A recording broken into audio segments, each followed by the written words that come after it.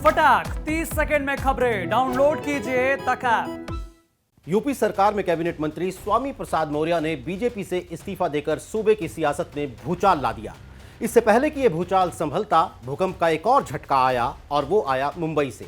देश के वरिष्ठ नेता और राष्ट्रवादी कांग्रेस पार्टी के चीफ शरद पवार ने ऐलान किया कि उत्तर प्रदेश में उनकी पार्टी एनसीपी अखिलेश यादव की समाजवादी पार्टी के साथ मिलकर चुनाव लड़ेगी। पवार के जिस बयान ने यूपी में बम फोड़ा वो ये कि स्वामी प्रसाद मौर्य के बाद 13 और विधायक अपनी पार्टियों से इस्तीफा देकर समाजवादी पार्टी में शामिल होने वाले हैं। उत्तर प्रदेश में राष्ट्रवादी कांग्रेस पार्टी, समाजवादी पार्टी और छोटे छोटे पार्टियों का गठबंधन हुआ है। कल लखनऊ में इन सभी की एक बहुत बड़ी मीटिंग होने वाली है। राष्ट्रवादी कांग्रेस पार्टी के स्टेट के अध्यक्ष के शर्मा वहाँ जाएंगे और इस जलसे में हिस्सा लेंगे।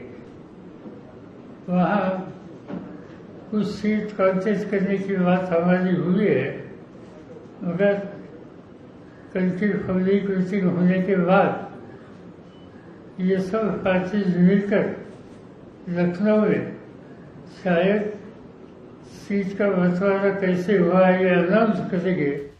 शरद पवार की पार्टी का उत्तर प्रदेश में खास आधार नहीं है, लेकिन यूपी इलेक्शन में उनकी एंट्री बीजेपी और पीएम नरेंद्र मोदी की नींद उड़ाने के लिए काफी है। वजह यह कि साल 2022 के यूपी चुनाव में पवार का कम ज्यादा जो भी कमाल रहे, लेकिन साल 2024 के लोकसभा चुनाव के लिए एंटी बीजेपी लामबंदी का एक और मजबूत मोर्चा उन्होंने खोल दिया है।